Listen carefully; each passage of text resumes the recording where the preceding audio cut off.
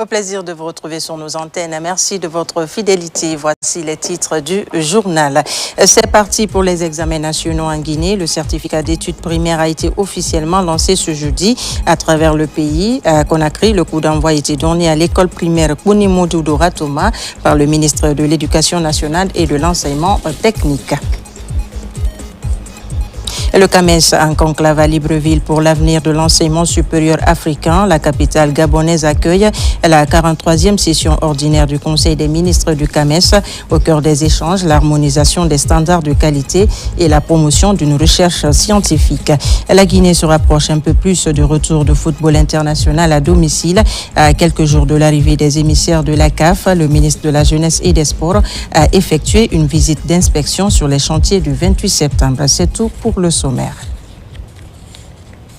Bonsoir et vous êtes les bienvenus dans cette édition d'information. Cohésion nationale au terme de son séjour de travail en Guinée. Son éminence le cardinal Robert Sarah a été reçu en audience par le Premier ministre Amadou Ouriba. Au cœur des échanges, la consolidation de la paix, le renforcement de la cohésion sociale et la promotion du vivre ensemble.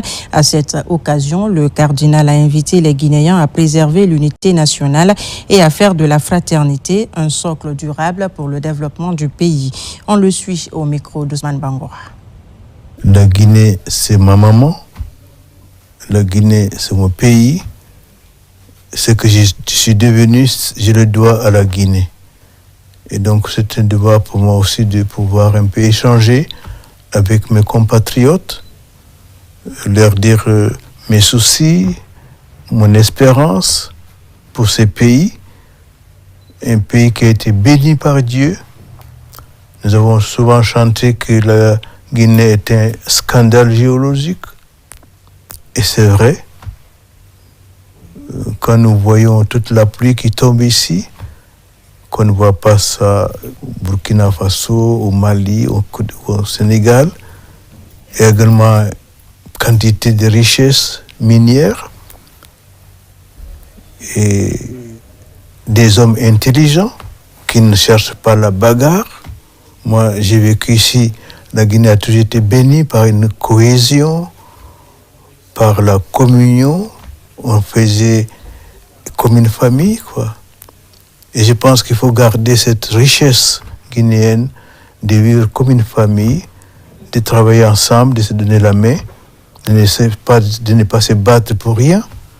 Parce que dans la bataille, on ne fait que détruire, on ne fait que se diviser, et dans la division, on ne peut rien faire. Notre Bible dit, celui qui dit il aime Dieu et qu'il déteste son prochain, c'est un menteur. Parce que tu ne peux pas aimer Dieu que tu ne vois pas si tu es incapable d'aimer ton prochain que tu vois. Parce que nous sommes à l'image de Dieu. Dieu nous a créés à son image et à sa ressemblance. Aimer son prochain, ça veut dire aimer Dieu. Il faut que les Guinéens comprennent que si on veut vraiment vivre notre foi en Dieu, il faut qu'on s'aime, qu'on se prenne la main, qu'on se respecte, qu'on travaille ensemble. La Guinée a lancé ce jeudi 18 juin 2026 les examens nationaux sur toute l'étendue du territoire national. Le coup d'envoi des épreuves de certificat d'études élémentaires a été donné dans une forte mobilisation des autorités éducatives. À Conakry, l'école primaire Bari Diawandou de Dixine a servi de cadre à la cérémonie officielle présidée par le ministre directeur de cabinet de la présidence de la République. Reportage du sous-lieutenant Aboubakar Kamano, correspondant de la presse militaire. L'amélioration de la qualité du système éducatif guinéen ainsi que la promotion de l'excellence et du mérite figurent parmi les priorités du président de la République, son Excellence Mamadi Doumbouya. Dans cette dynamique, d'importantes réformes ont été engagées par les autorités en charge du système éducatif.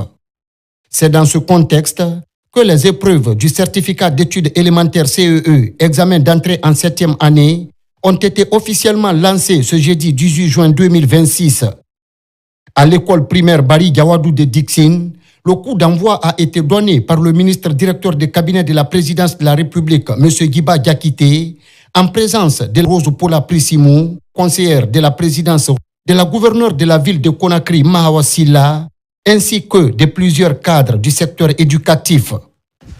Nous sommes là vraiment pour vous encourager et vous souhaiter bonne chance, mais aussi profiter de cette occasion pour remercier surtout nos parents qui vous ont permis, durant toute l'année scolaire, de venir à l'école, de pouvoir manger, de pouvoir bien s'habiller, venir propre, et qui vous ont aussi permis aujourd'hui d'être là. Et l'autre remerciement, nous l'adressons à vos enseignants, puisque c'est grâce aussi à eux que vous avez pu passer une année scolaire dans de bonnes conditions. Les remerciements vont aussi à tous les agents, les acteurs de l'école. Dans vos écoles, surtout, nous pensons à ceux qui nettoient vos écoles, ceux qui balayent, ceux qui vous ramènent des petites choses à manger au quotidien, les petites mains. C'est aussi l'occasion pour nous de remercier le ministère également, qui réfléchit et qui organise toute la politique de l'éducation de base dans notre pays. Et nous voulons également aussi remercier le chef de l'État, le président de la République, la détermination surtout qu'il a pour le secteur de l'éducation. Dans son message aux candidats, M. Guiba Diakité a rappelé que ces examens se déroulent sous le signe de l'excellence et du mérite, valeur au cœur de la politique éducative impulsée par le chef de l'État. Il a notamment mis en avant l'initiative Simandou Academy destinée à détecter, accompagner et promouvoir les meilleurs talents du pays. Selon lui, ce programme offrira aux élèves les plus méritants des parcours d'excellence à travers le Prytanée militaire, les classes préparatoires et des bourses d'études dans de prestigieuses universités. Il a également souligné que la volonté présidentielle de doter la République de Guinée d'infrastructures scolaires modernes se matérialise déjà à travers les écoles de type Bari Diawadou, dont plusieurs sont opérationnelles à Simbaya, à la Cité de l'Air et à Yimbaya. À terme, une centaine d'établissements similaires seront construits à travers le pays. Beaucoup d'entre vous ont aussi entendu parler de l'initiative Simandou Academy pour pouvoir faire la promotion de l'excellence éducative, faire aussi en sorte de construire des édifices de qualité qui sont dédiés à cette éducation de qualité. Je pense que ce bâtiment de l'école Bari Diawadou en est une illustration éloquente, mais aussi créer des partenariats stratégiques ici avec les universités de chez nous ou à l'étranger, pour permettre à ce que l'éducation, le capital humain puisse être au cœur du développement de notre pays pour au moins les 15 prochaines années. Et surtout, l'éducation est le garant de notre souveraineté.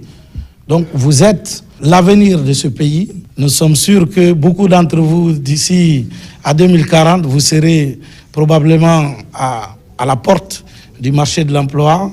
Pilier 2 du programme Simandou 2040, l'éducation occupe une place centrale dans la vision de développement portée par le gouvernement guinéen.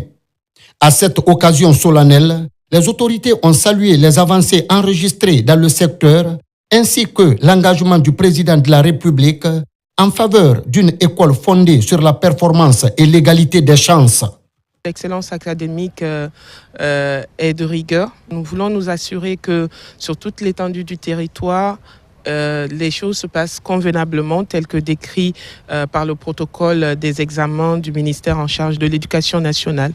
Nous avons voulu nous enquérir, aussi passer des mots d'encouragement aux encadreurs, aux parents d'élèves aussi qui ont été là, aux instituteurs qui ont préparé ces élèves et surtout marquer notre présence pour soutenir le processus qui est en cours. Je suis très honorée aujourd'hui de constater que quand même tout l'ensemble de l'environnement est adéquat ici à Bari Diawadou pour recevoir nos enfants, pour recevoir les candidats et surtout aussi s'apprêter à affronter un des examens qui va marquer tout le long de leur vie. Dans la commune de Dixine, 4 892 candidats, dont 2 534 filles, composent dans 16 centres sous la supervision de plus de 370 surveillants. Aujourd'hui, nous sommes venus signifier aux enfants pour leur dire que quelle que soit l'occupation du gouvernement, ils sont à leur côté et les encourager à passer ce cap dans les meilleures conditions. On a 4892 candidats inscrits à l'entrée en septième année et 2534 filles. Donc on a 16 centres, et 15 centres enseignement général et un centre franco-arabe. Donc sur les centres, on a plus de 370 surveillants et vraiment tout se passe très bien. Au centre de l'école primaire Bari Yawadou, 330 candidats, dont 176 filles, prennent part à cet examen national. Je vous l'annonçais dans les titres, top départ des examens nationaux en Guinée. Des centaines de milliers de candidats ont entamé ce jeudi les épreuves de certificat d'études primaires, porte d'entrée vers le collège, placées sous le signe de la rigueur, de la transparence et de l'inclusion. Cette session mobilise 338 392 candidats, dont près de 160 000 filles réparties sur toute l'étendue du territoire national. Le point complet sur cette première journée à Conakry avec notre spécialiste maison, Abdelaziz Baldé. Une cour d'école bondée, des uniformes impeccables et au bout de l'effort, les portes du collège s'ouvrent. Pour près de 340 000 écoliers guinéens, le long marathon des examens nationaux commence ici. Au centre Konimoudou de Taouya dans la commune de Ratoma, c'est au pied du mât que le ministre de l'Éducation nationale s'est adressé aux candidats. Un message de motivation, mais aussi un rappel ferme des règles de transparence qui gouvernent cette session. Car cette année encore, la tolérance zéro face à la fraude reste le maître mot. Ces examens sont les tout premiers de nos enfants. C'est les tout premières épreuves d'examen qu'ils affrontent. Donc les dispositifs qui ont été mis en place étaient pour les stresser moins et surtout leur permettre de s'installer très paisiblement, tranquillement dans leur salle de classe. Nous sommes rassurés, satisfaits du déroulement des premières épreuves dans la rigueur, la discipline et dans le respect du règlement. Selon le chef du département Alpha Bakar Bari, toutes les dispositions logistiques et sécuritaires ont été rigoureusement déployées à travers le pays pour garantir l'équité des chances. Une rigueur institutionnelle qui n'a pas entamé l'enthousiasme des enfants. Dans les salles de classe, à quelques minutes de la distribution des premières épreuves, le moral est au beau fixe. Cette année, je compte à me battre très fort. J'en suis sûr que je vais avoir mon examen. Je suis prêt à 100%. On a bien révisé quand même, parce qu'aujourd'hui, on va commencer par la rédaction. Donc, comme c'est ma première fois de le faire, mon souhait, c'est d'être en fait admise. Je ne peux pas en fait promettre que je vais être la première de la commune, mais quand même, je vais quand même me battre. Répartis dans des centaines de centres à l'échelle nationale, ces candidats ont 3 jours pour capitaliser 9 mois d'apprentissage. Le temps est donné, la session 2026 est officiellement lancée. Les examens nationaux sont désormais lancés sur toute l'étendue du territoire national. Plus de 38 000 candidats ont entamé ce jeudi les épreuves de certificat d'études primaires, première étape des évaluations nationales de la session 2026 entre organisation, mobilisation des autorités et premier ressenti des candidats. Retour sur les échos de cette première journée dans les régions de l'intérieur du pays avec Lancé Kamesoko. À Mamou, le certificat d'études élémentaires a été officiellement lancé ce matin à l'école primaire El Hadji Boubacar Biro Bari. Pour cette session 2025-2026, ils sont 16 538 candidats, dont 8 638 filles, repartis dans 96 centres à travers la région, à affronter les épreuves de rédaction, de géographie et d'éducation civique et morale. Aux candidats, c'est d'être serein, d'être simple et de garder le sang-froid. C'est une simple évaluation, qu'ils sachent que c'est vraiment nécessaire. C'est une mesure. Pour les aider, il faut d'abord poser le diagnostic. Il faut savoir ce dont ils souffrent pour pouvoir les aider. La rigueur dans la préparation. Donc, monsieur le ministre, lors de la préparation, nous avons passé assez de temps avec toutes les équipes au niveau central pour coordonner la préparation et mettre les mécanismes anti-fraude en place, dont le système lié à l'Internet, Quant à la région administrative de l'Abbé, elle a présenté 23 941 candidats, dont 13 704 filles, repartis dans 149 centres d'examen. À la cérémonie officielle de lancement de la première épreuve, les autorités administratives et éducatives ont tout d'abord prodigué des conseils avant l'ouverture de la première enveloppe à l'école primaire de Ogobouro. Aux surveillants, nous les avons rappelé les règles, les principes pour leur permettre de mieux traiter les enfants. Aux agents de sécurité, ils sont à côté pour garantir la sécurité de l'examen d'entrée en 7e de cette année 2026. Ces statistiques sont reparties comme suit. Koubia, 1353 effectifs contre 740 filles. Labé, 12 438 élèves contre 7 369. L'Eluma, 3141 candidats contre 1842 filles. Mali, 4500 contre 2493 filles. Tougué, 2509 contre 1260 filles, soit un total de 23 941 candidats contre 13 704 filles. Au compte de la région administrative de Boké, 29 525 candidats, dont 14 239 filles, affrontent l'examen d'entrée en 7e année. Tôt ce matin, les autorités administratives et éducatives se sont donné rendez-vous à l'école primaire du centre pour le lancement officiel du premier sujet.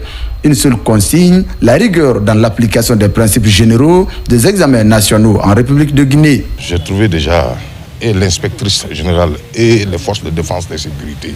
Tout le monde est en place. Les élèves sont déjà en salle. C'est pour vous dire que l'épreuve est lancée à temps. On vient de lancer dans ce centre que vous voyez, tout est calme. On est accompagné. Ça veut dire que l'école est l'affaire de tout le monde, de toutes les autorités. Vous avez vu les hommes en tenue, ils sont partout. Toujours dans la région côtière, la préfecture de Dubreka a présenté un total de 23 742 candidats, dont 11 640 filles. Pendant ce temps, le collège Tafori du chef-lieu de la région administrative de Kindia abrite le lancement officiel de la première épreuve des examens nationaux 2026. Accompagné des responsables du système éducatif, le préfet a effectué une tournée dans plusieurs centres d'examen afin de s'assurer du bon déroulement du processus. Recommandation envers les surveillants, c'est d'être sage, de respecter les principes d'un bon examen. Ça, ils ont reçu toutes les informations qui en découlent. Si on veut des bons cadres demain, il faut qu'on soit très sévère maintenant là. Demain, les choses seront soumises sur la valeur intrinsèque. Donc il faut dire la vérité aux enfants pour qu'on récolte seulement la crème pour le pays. Dans la savane guinéenne, la préfecture de Sigiri a lancé les premières épreuves du certificat d'études élémentaires dans la plus grande transparence. Aux côtés des autorités éducatives, le préfet a donné le coup d'envoi de cet examen avant de sillonner quelques centres dans la commune urbaine. Pour donner ces petits conseils aux candidats, parce que c'est la relève de demain. Si ils n'ont pas la formation de base, c'est ce que je viens de leur dire, ils n'ont qu'à accepter ce qu'ils ont appris en classe, mettre ça sur le papier. Il ne faut pas qu'ils comptent sur autre personne. Rendre zéro vers l'excellence. Et comme on le sait déjà, à Sikiri, des dispositions ont été prises parce que tout au long de l'année scolaire, les cadres de l'éducation, les partenaires techniques et sociaux, on est passé dans toutes les écoles à tous les niveaux pour sensibiliser les parents et les candidats, n'est-ce pas, au respect des consignes en vigueur par rapport au passage des examens. Un petit détour dans le Sankaran pour voir l'atmosphère du jour 1 du premier des examens nationaux, session 2026 en République de Guinée. Ici, le calme et la sérénité dans les différents centres est le reflet d'une année académique réussie selon les responsables du système éducatif. Ils sont prêts à affronter l'examen dans la joie, dans la discipline. Et on a prodigué d'utiles conseils pour faire le travail dans surtout l'effort personnel. À Farana, nous avons au total 30 centres. 30 centres, dont 3 centres franco-arabes. Les 27 centres, ça c'est pour l'enseignement général. Avec un effectif inscrit au total 6 358 candidats, dont 2 709 filles. À Kankan-Nabaya, toutes les dispositions sont prises pour assurer le bon déroulement des examens nationaux. Autorités administratives et responsables du système éducatif travaillent depuis main dans la main afin de faciliter la formation des futurs cadres du pays. Aux enfants, on a demandé à beaucoup plus d'ardeur dans le travail. Et ce n'est qu'une restitution qu'on les demande. On a vu aux candidats que vraiment il n'y avait pas de peur comme d'habitude. Dans la dorsale guinéenne, c'est le lycée général Lansana Conté des Zérékoré qui a abrité le lancement officiel des examens nationaux. Cette année, ils sont plus de 15 000 dans la préfecture et plus de 42 700 candidats à affronter les épreuves dans la région. Vous avez tous dit que vous voulez être première et premier. Je compte sur vous, surtout les filles, pour qu'on dise la première de la Guinée vient de Zérékoré. À l'entrée en 7e année pour la session 2026, nous avons en total 15 283 candidats inscrits, dont 6 811 filles, qui sont reparties entre 48 centres et qui vont passer leur évaluation dans 515 salles. À Massanta, c'est dans l'enceinte de l'emblématique lycée-collège TP que les autorités administratives et éducatives ont procédé au lancement du concours d'entrée en 7e année. L'occasion pour le directeur préfectoral de faire la situation de cet examen dans sa juridiction. Massanta s'est toujours distingué en ce qui concerne l'accalmie, la quiétude et surtout l'engagement des autorités à nos côtés pour nous accompagner dans la réussite de ces examens nationaux. Cette année, ils sont plus de 338 000 candidats à affronter les épreuves du certificat d'études élémentaires en Guinée. Cet examen donne le coup d'envoi des évaluations finales de l'année académique 2025-2026 dans notre pays. L'actualité nationale reste marquée par ces examens, des examens placés donc sous le signe de l'inclusion. À l'occasion de l'entrée en 7e, les candidats malvoyants du centre Sogué de Taouya composent eux aussi dans les mêmes conditions que leurs camarades. Cette année, les épreuves ont été transcrites en braille, une mesure qui garantit l'égalité des chances et renforce l'engagement des autorités en faveur d'une école inclusive où chaque élève peut exprimer son potentiel sans distinction. On fait le point avec Mohamed de Camara. Au centre d'examen situé à l'école primaire de Taouya, les candidats malvoyants et les aveugles du centre Sogué étaient aux côtés des autres candidats valides pour affronter les premières épreuves de l'examen d'entrée en 7e année. Tout comme les autres, cette catégorie sociale exprime leur engagement à poursuivre leur cursus scolaire jusqu'au terme, malgré leur situation de handicap. Pour cette année, des innovations ont été menées pour permettre à ces candidats spéciaux de tirer leur épingle du jeu. Et nous avons fait le plaidoyer au niveau du ministre Alpha Bakar de l'Éducation afin que les sujets soient transcrits en braille pour un gain de temps pour les enfants malvoyants. Parce qu'avant, pendant qu'on a lancé les épreuves, il fallait d'abord transcrire pour les enfants aveugles et sur place, et après encore commencer à traiter. Donc ils pouvaient perdre jusqu'à 30 à 40 minutes sur le temps de l'examen. Mais aujourd'hui, les sujets sont transcrits d'abord et après ils sont lancés au même niveau. Donc il y a un sentiment de satisfaction et surtout ce côté d'équité qui est respecté, qui me va droit au cœur. Nous avons voulu que ces examens soient des examens inclusifs. Vous avez vu que nous avons pris toutes les dispositions pour transcrire en braille les épreuves pour les candidats avec des difficultés de vision, donc les malvoyants de notre système scolaire. Ces candidats se disent soulagés par rapport à la réforme engagée, une volonté des autorités qui fait de l'inclusion sociale une réalité dans le pays. On travaille de la même manière, mais c'est l'écriture seulement qui est différente. Parce que nous, on travaille, nous, on écrit à l'écriture braille. C'est la première fois qu'ils ont fait ça. On a bien aimé ça parce que c'est l'écriture là qu'on connaît. Nous, on ne voit pas d'autres écritures. Ces candidats à l'examen d'entrée en 7e année, par cette candidature, donnent l'exemple aux parents à encourager l'éducation des élèves malvoyants et aveugles à poursuivre les études. Sur un tout autre plan, vers un changement majeur dans nos habitudes de consommation, les sachets plastiques à usage unique omniprésents dans nos quotidiens s'apprêtent à disparaître. Une décision forte des autorités motivée par la volonté de dépolluer l'environnement et de renforcer la santé publique. Mais cette transition suscite des inquiétudes dans le secteur industriel, récemment reçu par l'État pour échanger sur les impacts économiques de la mesure entre impératifs écologiques et adaptation du secteur privé. Décryptage dans ce dossier, il est signé Mamadou Alpha Baldé. Suivi. C'est un mal qui étouffe nos villes et nos écosystèmes. Face à la pollution galopante due au plastique, le gouvernement passe à la vitesse supérieure. Autour de la table, les ministres de l'Environnement et du Commerce font face aux représentants du secteur privé. Le message est sans équivoque, le temps de l'application stricte du décret portant interdiction de l'importation, de la fabrication et de la vente des plastiques à usage unique a sonné. Il est devenu nécessaire d'agir avec responsabilité, pragmatisme et ambition. Ce décret signé le 21 septembre 2024, il y a 2 ans, par son Excellence M. Mamadi Doumbouya, président de la République, chef de l'État, traduit une volonté claire, réduire progressivement notre dépendance au plastique à usage unique, encourager des alternatives durables et accompagner une transition respectueuse à la fois de notre environnement et des réalités économiques de notre pays. La question du calendrier reste encore à clarifier.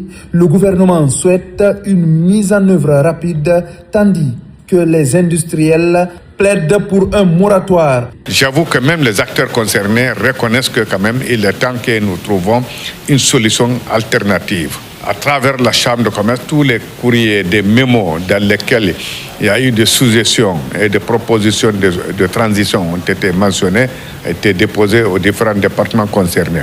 Puis, la ministre Djami Diallo rencontre le monde artisan.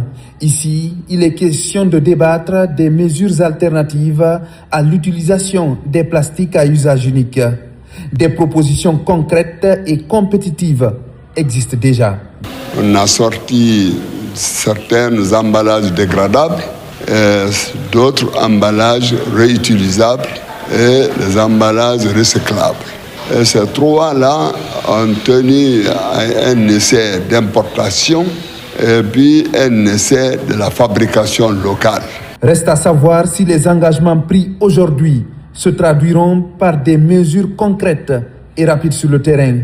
Une chose est sûre, le temps où le plastique à usage unique était une fatalité semble lui aussi définitivement compter.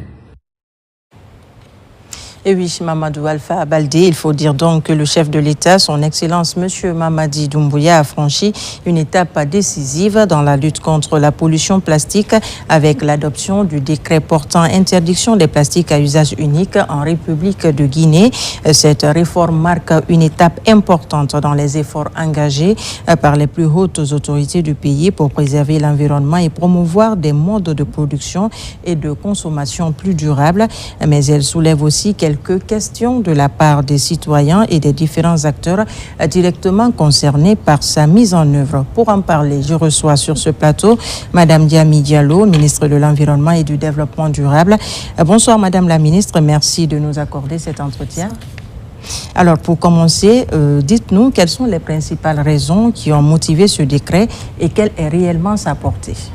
Bonsoir et je vous remercie de m'offrir cette opportunité pour m'exprimer sur cette réforme majeure pour la protection de l'environnement de notre pays, impulsée par son Excellence M. Mamadi Doumbouya, chef de l'État. Alors, le décret portant interdiction des objets plastiques à usage unique en République de Guinée a été signé en septembre 2024. Et ce décret prévoit plusieurs dates butoirs. La première, c'est 6 mois après la signature du décret, c'est l'entrée en vigueur de l'interdiction d'importation des matières premières servant à la fabrication des objets plastiques à usage unique en République de Guinée. La deuxième date butoir, c'est 2 ans après la signature du décret, c'est-à-dire en septembre 2026, l'entrée en vigueur de l'interdiction de production d'objets plastiques à usage unique en République de Guinée.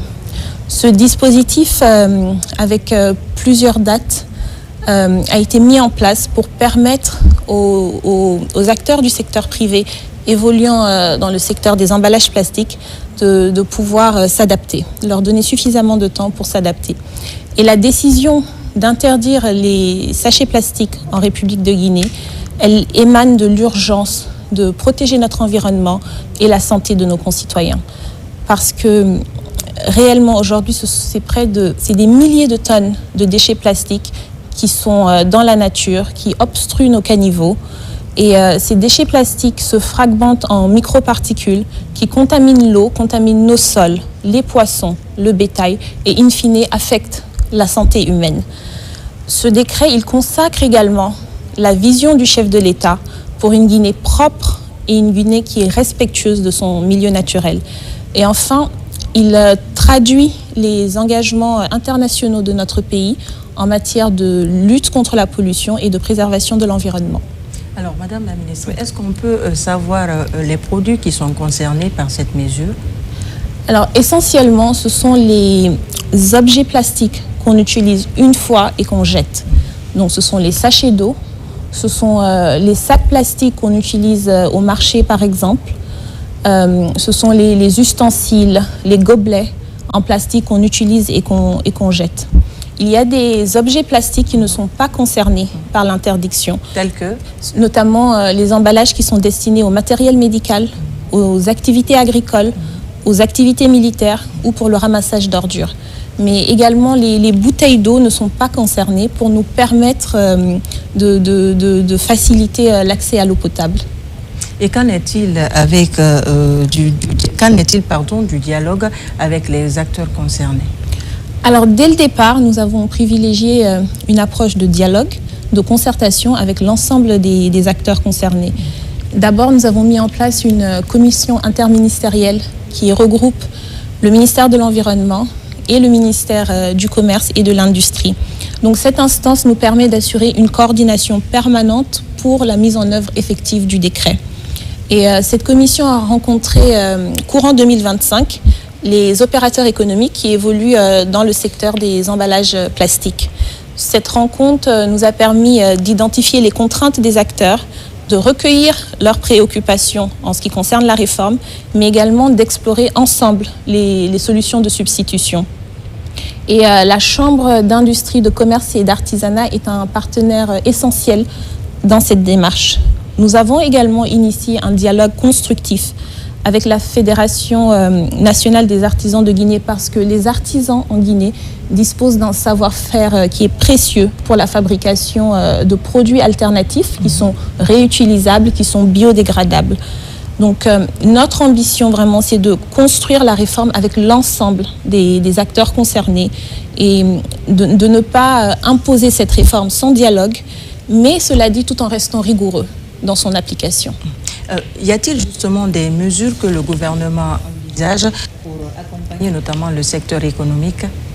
Alors ce changement qui intervient est important pour les opérateurs économiques et c'est pour cela que nous privilégions une approche d'accompagnement du secteur privé pour promouvoir les alternatives durables, donc notamment les emballages biodégradables. Il est notamment envisagé la mise en œuvre d'incitations fiscales pour promouvoir les emballages biodégradables en Guinée. Toujours avec le secteur privé, nous comptons installer des points d'eau, des fontaines dans les écoles, dans d'autres lieux publics et continuer, renforcer les campagnes d'information et de sensibilisation. Cette réforme, elle a pour objectif aussi de favoriser l'émergence de nouvelles filières industrielles qui seront créatrices d'emplois verts. Alors, dites-nous, comment le ministère de l'Environnement et du Développement durable compte veiller à l'application de cette mesure? Alors, à travers une collaboration entre le ministère de l'Environnement, le ministère du Commerce et de l'Industrie, ainsi que les forces de défense et de sécurité, notamment les conservateurs de la nature, nous procédons à des contrôles sur le terrain.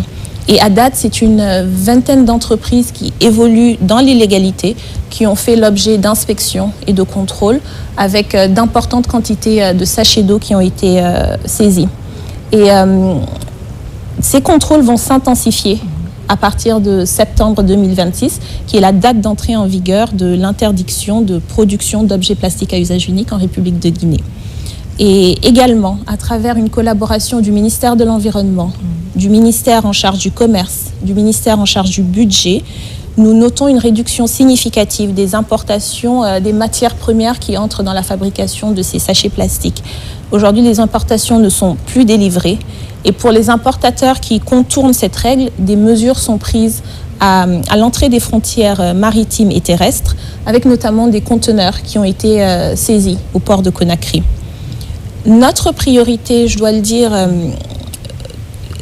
demeure la sensibilisation et l'adhésion des populations, parce qu'une réglementation, elle est plus efficace lorsqu'elle est comprise, elle est acceptée de tous. Justement, donc sur le terrain, nous avons recueilli les propos de certains acteurs économiques qui craignent donc des pertes d'emplois ou une hausse des prix. Que pouvez-vous leur répondre? Est-ce que vous pouvez les rassurer? Alors, à mon sens, le vrai coût, c'est celui de l'inaction. La pollution plastique, elle engendre déjà des coûts importants. Ce sont les inondations, ce sont des maladies, ce sont des pertes d'opportunités pour le secteur du tourisme. Donc la réforme, elle va nous permettre de créer de nouveaux emplois dans l'artisanat, dans les filières de valorisation des déchets. Il faut dire aussi que plusieurs pays ont mené cette réforme avec succès.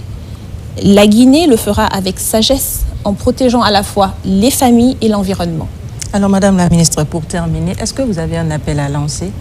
Alors c'est vraiment de lancer à l'ensemble des concitoyens, rappeler qu'à partir du 20 septembre 2026, il sera interdit en République de Guinée de fabriquer des objets plastiques à usage unique. J'appelle à nos concitoyens vraiment de refuser le sachet plastique et d'adopter fièrement le panier guinéen, les sacs en tissu, les emballages biodégradables, parce que chaque geste que nous posons aujourd'hui préserve la santé de nos familles, mais également nous permet de bâtir un avenir digne pour les générations futures. Voilà, c'était donc à l'instant Madame Djami Diallo, ministre de l'Environnement et du Développement durable sur ce plateau. Merci Madame la ministre d'avoir répondu à nos questions. Merci. La lutte contre la migration irrégulière s'intensifie en Guinée. À Koya, l'Organisation internationale pour les migrations OIM a réuni les principaux acteurs autour de la restitution d'une étude consacrée à la mise en place de mécanismes nationaux d'orientation des migrants réalisé par le cabinet Expertise Guinée. Cette démarche vise à renforcer les dispositifs de prévention, d'accompagnement et de réinsertion des migrants de retour au pays. Nabila Moussa Kamara pour les explications. À Koya, l'Organisation internationale pour la migration et les acteurs impliqués dans le processus de migration se retrouvent pour la mise en place du mécanisme national d'orientation et d'élaboration de la feuille de route. L'objectif est de collecter les avis, les commentaires des participants et de sortir de cet atelier avec des documents sur lesquels on s'est tous accordés, que toutes les parties prenantes soient d'accord sur le document, approuvé et validé pour qu'il soit présenté au gouvernement guinéen. La République de Guinée, à l'image des autres pays subsahariens, est aujourd'hui confrontée à une crise migratoire marquée par une forte proportion de retours de migrants en situation de vulnérabilité. Pour faire face aux nombreuses difficultés auxquelles sont exposés ces jeunes migrants guinéens, l'État met en place une synergie d'action et ses partenaires afin de renforcer la politique migratoire. Ces jeunes migrants de retour, donc on est là, je voulais leur dire qu'on est là, on les soutient, chaque personne compte et on va essayer de faire en sorte que personne ne reste derrière, personne ne soit oublié et que chacun puisse recevoir une assistance individuelle et selon les besoins de la personne. Voir aujourd'hui une étude allant dans le sens de favoriser le retour et une intégration durable de nos migrants de retour se réaliser avec l'assistance technique de l'Organisation internationale des migrations. Nous, ministère des Affaires étrangères, c'est un ouf de soulagement de voir que toutes nos actions sont aujourd'hui encouragées et prises en compte par les partenaires techniques et financiers. À cette rencontre de Koya, les participants mettront tout en œuvre pour élaborer et valider de manière participative une feuille de route nationale stratégique, opérationnelle et budgétisée pour l'institutionnalisation d'un mécanisme d'orientation inclusif et durable en République de Guinée. Retour organisé pour des compatriotes en situation de détresse à l'étranger. Une opération spéciale entièrement prise en charge par les autorités a permis le retour volontaire de 48 Guinéens en provenance d'Iran dans ce premier convoi. D'autres arrivées sont annoncées dans les prochaines heures à Conakry. Un dossier classé priorité absolue par le ministère des Affaires étrangères. Une action qui s'inscrit dans la protection de l'assistance aux citoyens à l'extérieur du pays. Le point avec Diane Yansane. Au ministère des Affaires étrangères, dernièrement, les réunions du comité de crise se sont enchaînées depuis le début de la guerre en Iran. Le chef de la diplomatie guinéenne, sur instruction du président de la République, le général Mamadi Doumbouya, a mis en place un dispositif spécial pour secourir les compatriotes qui vivent dans ce pays. Ils sont 48, dont plusieurs femmes et enfants, à rejoindre Conakry au petit matin de ce jeudi 18 juin 2026. Aujourd'hui, ma plus grande fierté est d'abord d'être guinéen. Je suis aujourd'hui encore extrêmement content de mon autorité. Vraiment, cette évacuation a été une expérience pour nous. Nous ne pouvons dire que merci beaucoup, Monsieur le Président de la République de Guinée, avec notre ministre des Affaires étrangères. Tout ce qu'ils ont pu faire pour nous, vraiment, ils nous ont sauvé la vie. Et nous avons compris, nous avons vu qu'ils ont sauvé beaucoup de personnes dans beaucoup de pays qui étaient coincés, qui étaient dans des moments délicats. Et aujourd'hui, alhamdoulilah, nous sommes dans le paradis. C'est un mot de soulagement, de remerciement à l'endroit du président de la République, son Excellence Mamadi Doumbouya, chef de l'État, chef suprême des armées, et son Excellence Dr Maurice Sanda Kouyaté, l'ensemble des autorités guinéennes qui nous ont vraiment facilité la tâche et qui a permis cette évacuation. À l'aéroport international Ahmed Sékou Touré de Conakry, ils sont accueillis par le directeur général des Guinéens établis à l'étranger, mandaté par le ministre des Affaires étrangères. Il s'agit là d'un premier convoi. Le pont aérien sera maintenu jusqu'au retour des autres compatriotes. Au nom de son Excellence Dr Maurice Sanda Kouyaté, ministre des Affaires étrangères, donc, vous souhaitons la bienvenue. Et c'était un processus, ce retour. C'était la première équipe qui est arrivée, les autres sont là-bas et au fur et à mesure, nous allons continuer à faciliter le retour parce que c'est là la mission que l'État nous a demandé et c'est cela que nous devons faire obligatoirement. C'est que, encore une fois, Monsieur le ministre, le préoccupé, le chef de l'État et le président de la République, c'était comment sauver vos vies.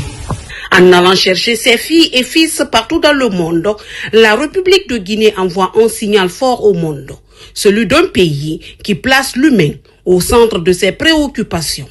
Le retour sur l'ensemble des opérations de 177 Guinéens d'Iran est l'illustration de cette politique mise en application par le ministère des Affaires étrangères, de l'intégration africaine et des Guinéens établis à l'étranger.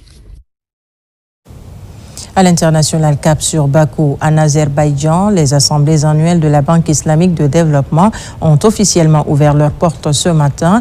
Cette rencontre de haut niveau réunit les représentants de 50 États membres ainsi que de nombreuses institutions financières internationales autour des grands enjeux de développement.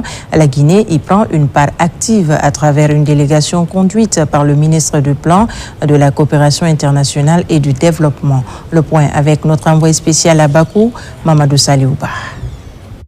Cette 51e édition des assemblées annuelles de la Banque islamique de développement a réuni plus de 50 États membres de la BID et des représentants d'institutions financières. Au Centre international de conférence de Bakou, la délégation guinéenne conduite par le ministre du Plan, de la coopération internationale et du développement a pris part à l'ouverture des travaux présidés par le chef de l'État d'Azerbaïdjan. Au compte de cette session, les échanges vont porter sur le thème « Intégration régionale pour une prospérité durable ». Cette session a vu dans un premier temps l'élection, le renouvellement du mandat du président du groupe de la Banque islamique de développement, Dr Mohamed Al-Jasser, pour son deuxième mandat de 5 années, qui a été approuvé à l'unanimité. Mais aussi, nous avons suivi avec grand intérêt la vision du président de la République d'Azerbaïdjan qui collabore avec la vision de notre président, son Excellence, le président Mamadi Doumbouya, dans le cadre de la transformation structurelle mais la transformation des matières premières, l'intégration régionale, mais aussi les activités sociales. Il a parlé du social, de l'économie et de la politique. Durant ces assises de la Banque islamique de développement, les représentants des États membres et les personnalités du monde des finances vont explorer des stratégies innovantes pour relever les défis de développement dans les pays membres de la BID. À ce rendez-vous international, la délégation guinéenne a mis en avant sa vision de développement ainsi que ses priorités en matière de financement des projets structurants essentiels à la transformation économique du pays. Tous nos collègues nous parlent de Simandou. Le projet Simandou est devenu aujourd'hui une référence non seulement pour l'Afrique, mais aussi dans le monde entier. Parce que dans son caractère intégrateur, qu'est-ce que ça se fait grâce au leadership du président Mamadi Doumbouya. Le message est très clair, c'est une Guinée qui est leader, une Guinée qui a de la vision, mais une Guinée qui veut transformer ses ressources naturelles en ressources potentielles, en matière brute, mais aussi en transformation durable pour notre pays. Ça, c'est vraiment quelque chose qui parle aujourd'hui aux gens. Les gens, ils savent que la Guinée, ça bouge. Et c'est le message qu'on a, qu'on voit au niveau de nos partenaires. Ils se disent que la Guinée, ça bouge. Enfin. À travers sa participation à ces assemblées annuelles, la Guinée réaffirme son engagement au sein de la Banque islamique de développement, une présence qui consolide davantage son statut de membre historique de l'institution tout en renforçant sa crédibilité auprès des partenaires du groupe de la BID. Toujours à l'international, la Guinée intensifie sa diplomatie économique à Ankara. Au dernier jour du sommet de la construction Turquie 2026, la délégation guinéenne est passée à l'offensive pour séduire les investisseurs, accompagnée du directeur général de l'Agifil et de l'ambassadeur de Guinée en Turquie. Le ministre de l'Urbanisme, Mohamed Lamine Sisavané, a présenté des opportunités d'investissement et lancé un appel aux grands groupes turcs du BTP pour accompagner la modernisation urbaine de Conakry. Maïmouna Bella Diallo et Mohamed Lamine Kaba sont nos envoyés spéciaux.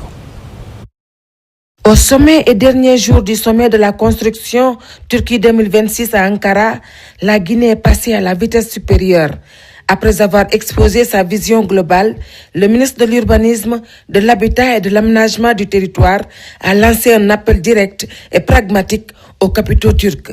Face au président de l'Association des entrepreneurs de Turquie, Mohamed Lamine Sisavané a dressé la liste des opportunités majeures qui attendent les investisseurs à Conakry. J'ai longuement parlé des 5 piliers de programme Simandou. La partie turque, en l'occurrence, monsieur le ministre du Commerce, a manifesté la volonté des entreprises turques à se rendre très prochainement en République de Guinée, disons en fin juillet 2026. Ils seront accueillis par plusieurs départements. Leur ambition, c'est d'accompagner la Guinée dans le domaine agricole, le domaine de la santé, le domaine de l'habitat, de l'énergie, des transports. Séduit par le potentiel guinéen et les réformes présentées, le président de l'Association des entrepreneurs de Turquie a instantanément répondu à l'invitation, exigeant une feuille de route claire pour passer de la parole aux actes. C'est une bonne opportunité de recevoir monsieur le ministre Savané à Ankara. Nous souhaitons avancer sur tous les domaines en Guinée. On a réalisé 6 projets, une valeur de 250 millions de dollars. Monsieur le ministre est disponible de nous transmettre les informations que le pays a besoin via notre ambassade directement. Sur le domaine de la santé, sur le domaine de l'énergie, sur le domaine du climat, nous sommes habilités à accompagner l'État guinéen. Au-delà des contacts établis, cette participation de la Guinée ouvre la voie à de nouveaux partenariats dans les domaines du logement, des infrastructures et du développement urbain. Au moment de dresser le bilan de cette mission, le ministre s'est félicité des retombées attendues pour le pays. Parallèlement aux échanges, la délégation guinéenne, conduite par le ministre Sisavané, en compagnie du vice-ministre turc de l'urbanisme, a visité les stands d'exposition pour découvrir les dernières technologies constructives. Cette immersion illustre parfaitement la priorité du sommet, bâtir des villes plus sûres, intelligentes et durables face aux risques climatiques. En direction le Gabon où se tient la 43e session ordinaire du Conseil des ministres du CAMES. 19 États membres ainsi que plusieurs organisations internationales prennent part à cette importante rencontre consacrée à l'avenir de l'enseignement supérieur et de la recherche en Afrique. Les travaux sont présidés par la ministre Dr Diaka Sidibé, présidente sortante du Conseil des ministres du CAMES. Les détails avec notre envoyé spécial à Libreville, Mounir Bari. Ngon Dimba, ici à Libreville, qui a abrité l'ouverture des travaux de la 43e session ordinaire du Conseil des ministres du CAMES. C'est un véritable instrument d'intégration et un outil d'orientation stratégique académique pour les États africains en matière de recherche et d'enseignement. Aujourd'hui, nous avons fait l'état des lieux, des avancées, les défis structurants persistants, mais aussi les perspectives pour l'année 2026 pour notre institution commune. À travers le comité des experts qui s'est réuni depuis le 15 juin, nous allons évaluer les avancées remarquables, mais également les documents soumis à notre approbation. Nous avons discuté des questions d'intelligence artificielle. C'est une question qui ne peut plus être mise de côté parce que vu son importance, les questions de plagiat, mais aussi l'académie virtuelle du CAMES qui a été créée, mais aussi il y a d'autres règles qui rentrent en ligne de compte pour l'évaluation de nos enseignants-chercheurs. L'ambition affichée par les experts et partenaires techniques et financiers est de bâtir une institution forte et dynamique pour faire face aux défis de l'assurance qualité, mais également de la gouvernance et de la compétitivité. La qualité des échanges aussi et la qualité des points qui ont été apportés ont été vraiment bien. La diversité des partenaires techniques et financiers qui sont présents aussi, dont l'Union africaine, l'UEMOA, l'Allemagne. Ce qui est assez intéressant, c'est qu'on se rend compte qu'il y a une prise de conscience du côté du CAMES, mais aussi des États membres, de la nécessité de prendre à bras le corps toute la question de l'enseignement supérieur, de la recherche, et de pouvoir redynamiser cette dimension. Après l'ouverture des travaux de la 43e session ordinaire du Conseil des ministres, les activités se sont poursuivies. Experts et organisations internationales se sont relayés à la tribune pour partager leur expérience afin de co-construire des politiques publiques durables dont l'objectif est de faire face aux défis du XXIe siècle. Et puis la transition énergétique s'impose comme un enjeu majeur pour l'Afrique de l'Ouest. Malgré un immense potentiel en énergie solaire et hydroélectrique, une grande partie de ses ressources demeure encore sous-exploitée. Face à ce défi, les parlementaires de la CEDEAO sont réunis à Dakar dans le cadre de la commission mixte énergie et mines, agriculture, environnement et ressources naturelles. Les échanges portent sur les stratégies à mettre en œuvre pour accélérer la transition énergétique et garantir un accès durable à l'énergie pour les quelques 370 millions d'habitants de la région. Compte rendu, Abdoulaye Diallo.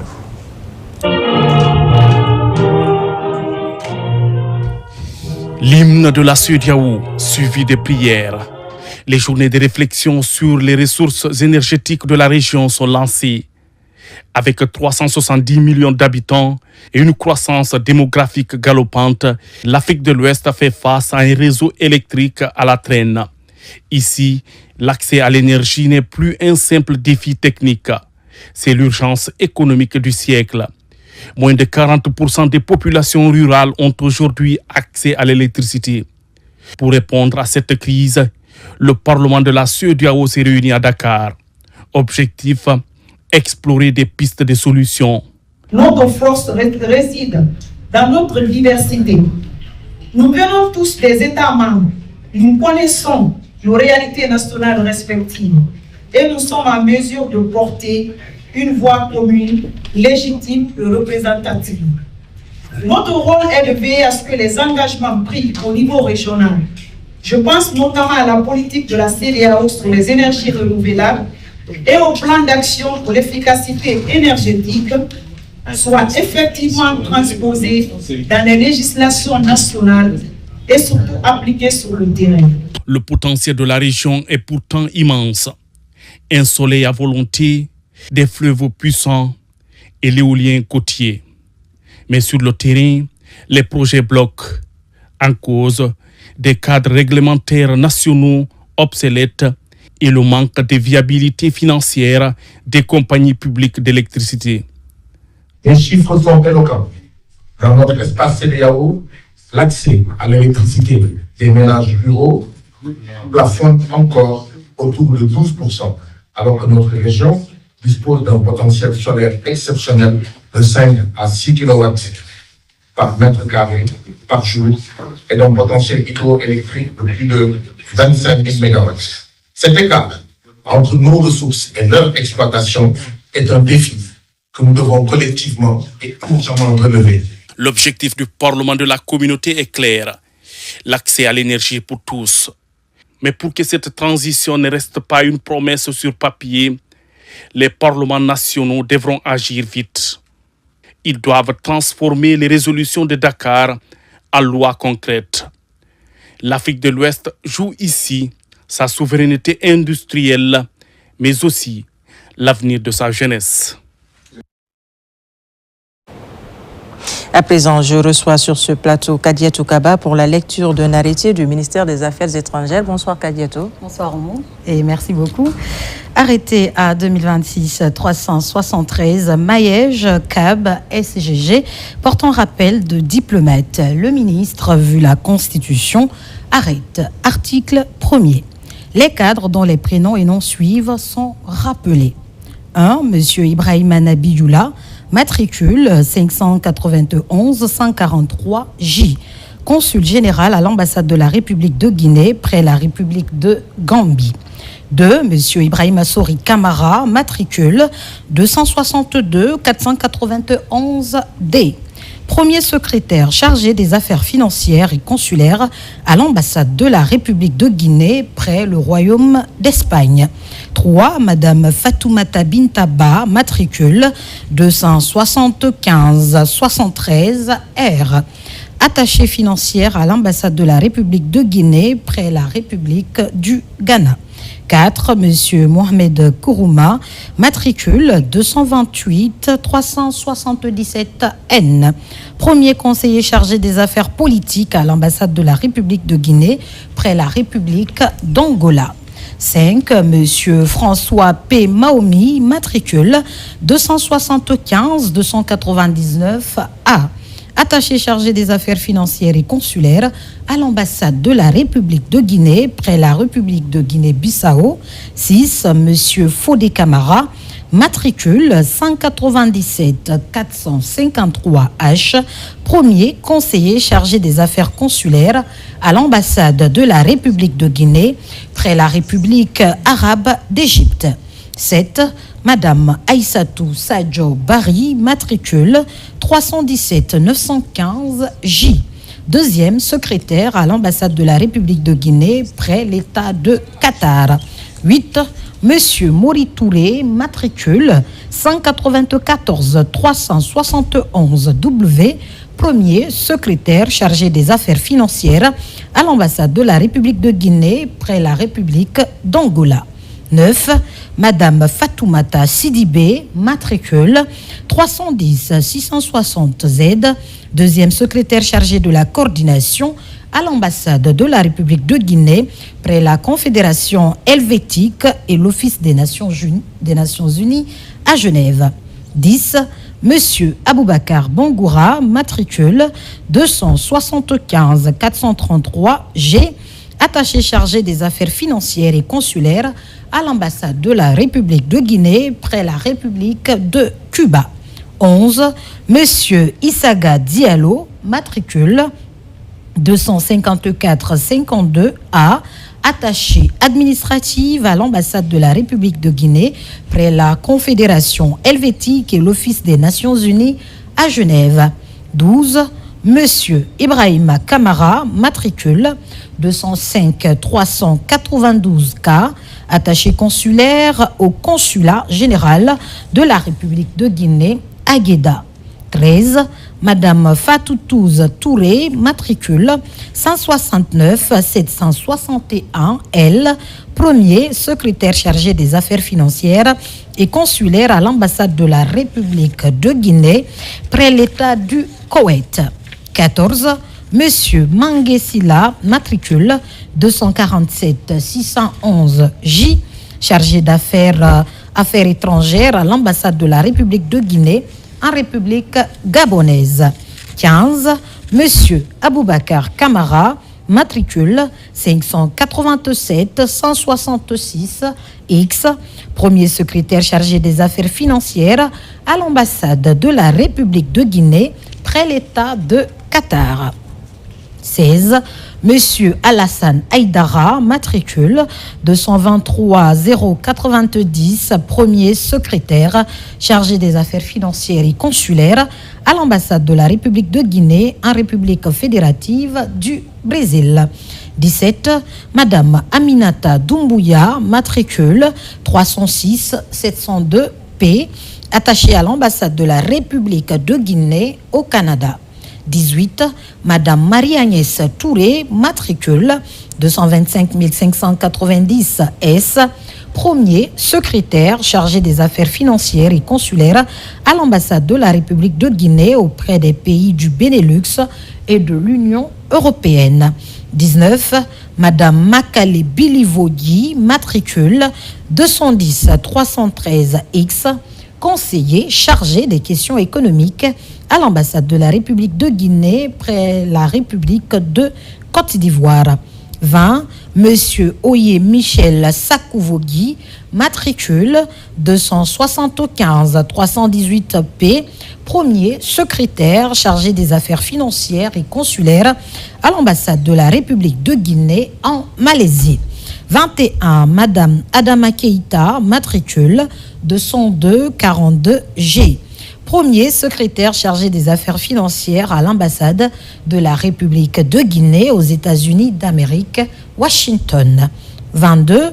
Monsieur Mamadou Alpha Diallo, matricule 194 713 F, premier secrétaire chargé des affaires financières et consulaires à l'ambassade de la République de Guinée en République de Guinée équatoriale. 23. Monsieur Aboubakar Sidiki Konaté, matricule 591 031 C, ministre conseiller chargé des affaires socio-culturelles auprès de l'Organisation internationale de la francophonie à Paris. 24. Monsieur Mohamed Lamine Souma, matricule 275 339 H, premier secrétaire chargé des affaires financières et consulaires à l'ambassade de la République de Guinée en République du Libéria. 25. Monsieur Ibrahima Niessa, matricule 192 252 Y, ministre conseiller chargé des affaires politiques à l'ambassade de la République de Guinée près la République du Ghana. 26. Monsieur Alassane Diabaté, matricule 226 253 W, premier secrétaire chargé des affaires financières et consulaires à l'ambassade de la République de Guinée au Canada.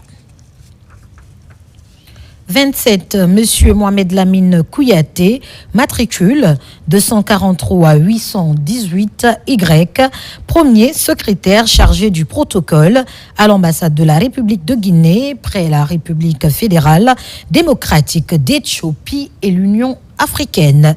28. Monsieur Elage Sita Sissé, matricule 275 147 B, premier secrétaire chargé des affaires financières et consulaire à l'ambassade de la République de Guinée en République islamique d'Iran. 29. Monsieur Mohamed Morton Silla, matricule 275 358 E, premier secrétaire chargé des affaires financières et consulaires à l'ambassade de la République de Guinée en Libye. 30. Monsieur Mohamed Amara Bangoura, matricule 305 78 Y, premier secrétaire chargé du protocole à l'ambassade de la République de Guinée auprès des pays du Benelux et de l'Union européenne. 31. Monsieur Pascal Béavogui, matricule 275 102 E, attaché chargé des affaires financières et consulaires à l'ambassade de la République de Guinée près la République populaire de Chine. 32. Monsieur Mamadi Fofana, matricule 211 778 N, premier conseiller chargé de l'environnement et de l'habitat à l'ambassade de la République de Guinée, près la République fédérale démocratique d'Éthiopie et l'Union africaine. 33. Madame Yaye Madjo Diallo, matricule 194 353 S, conseillère économique à l'ambassade de la République de Guinée, près le Royaume d'Espagne. 34. Madame Nagbe Condé, matricule 230 384 G, premier secrétaire à la mission permanente de la République de Guinée auprès des Nations Unies. 35. Monsieur Yaya Koulibaly, matricule 275 280 W, conseiller chargé des affaires commerciales et financières à l'ambassade de la République de Guinée, près la République d'Afrique du Sud. 36. Monsieur Nabila Youssouf Sissé, matricule 210 766 R, ministre conseiller chargé d'affaires étrangères à l'ambassade de la République de Guinée, près le Royaume du Maroc.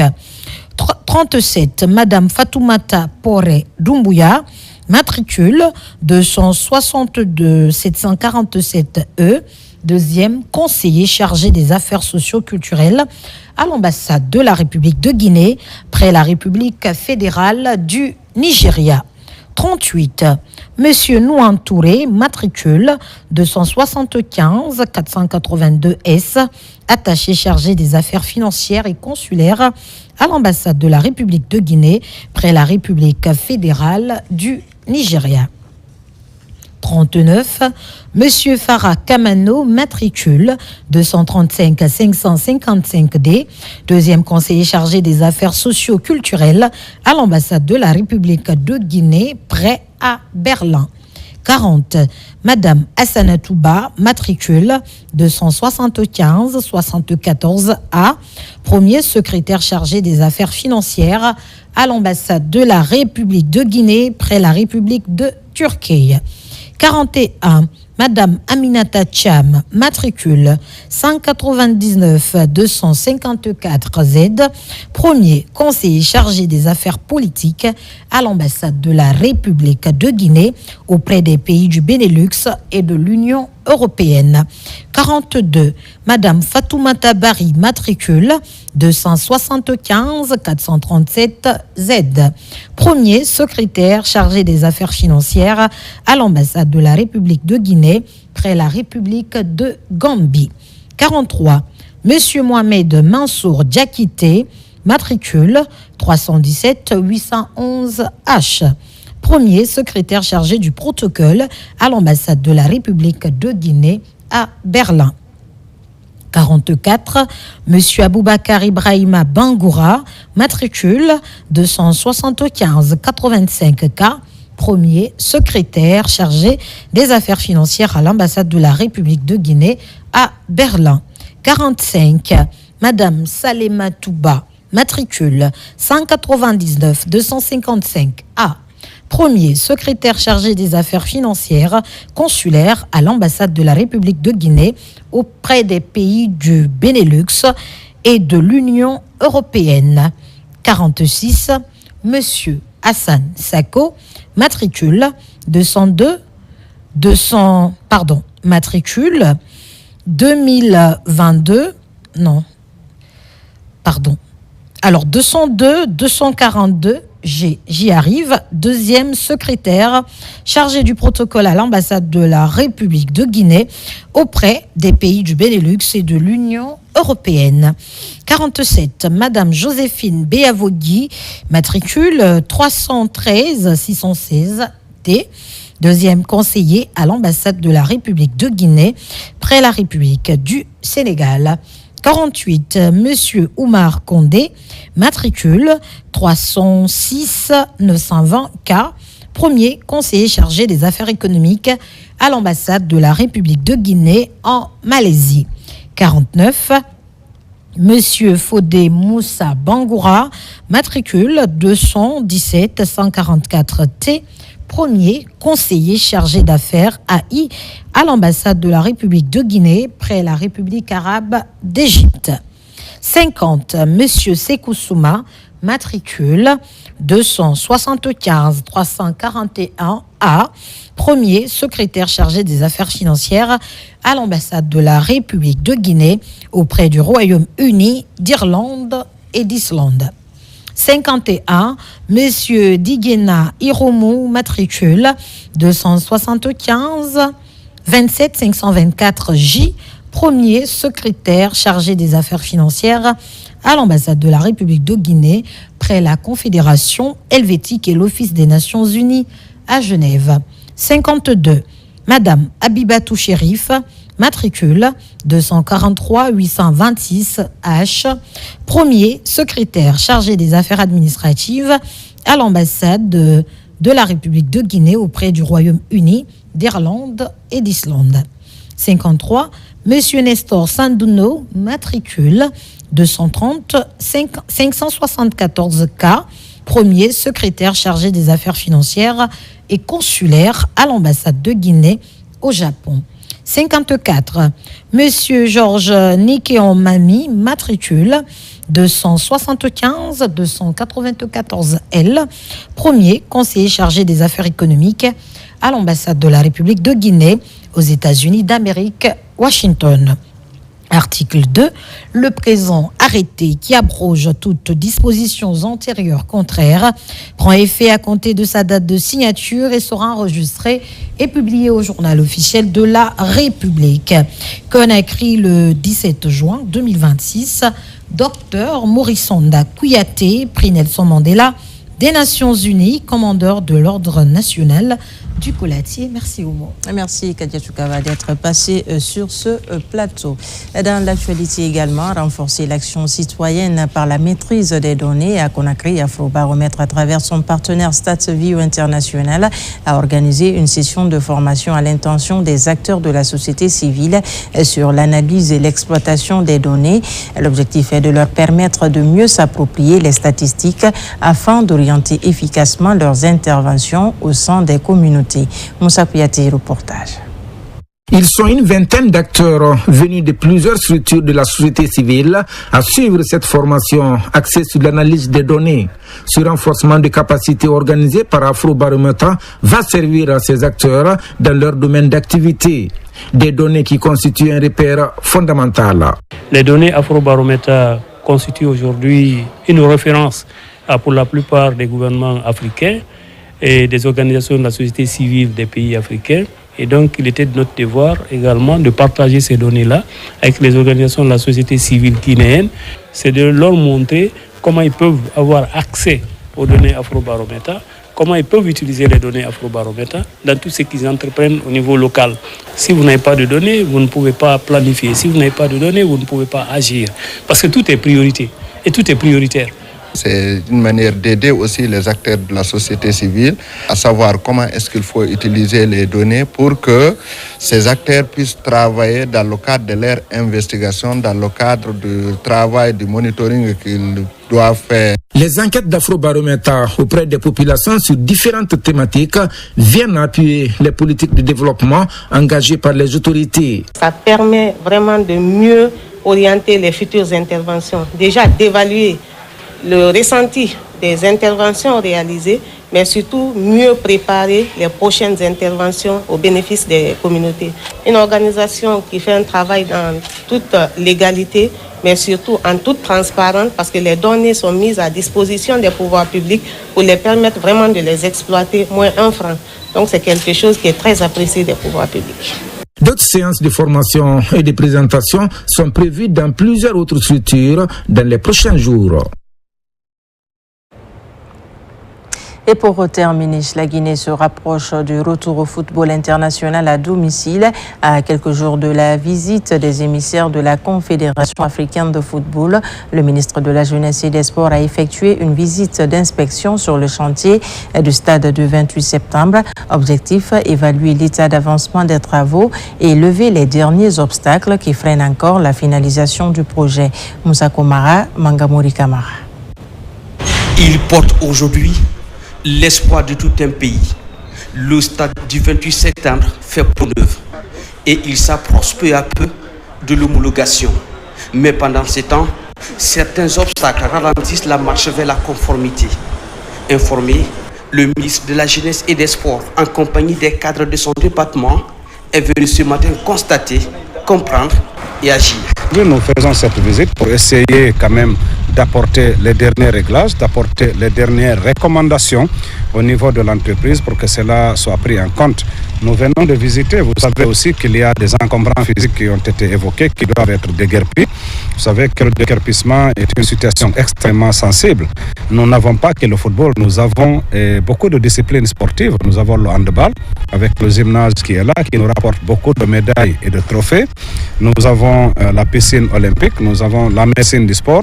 Et donc, il fallait venir voir de visu quel était l'impact de ces infrastructures-là par rapport aux critères d'homologation ou d'approbation apportés et à respecter pour la CAF.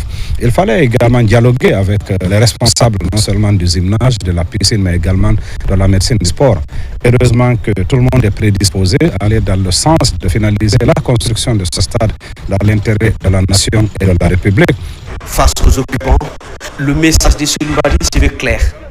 Dégager tous les encombrants, tels ce forage de distribution d'eau de la SEG, les locaux du comité olympique, de la médecine du sport, cette salle de gymnase, ces boutiques et ce garage à la rentrée du stade.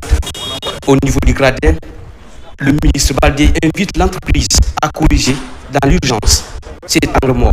Dans le but de l'ensemble de l'équipe de Guigo-Presse VTP de finir les travaux et d'homologuer le stade afin que l'équipe du Sili puisse jouer ici sur place. Donc si on arrive à déguerpir les locaux qui encombrent le projet d'ici les quelques jours qui viennent, donc d'ici la semaine prochaine, nous pouvons finaliser les travaux dans ces zones afin que le Sili puisse jouer ici.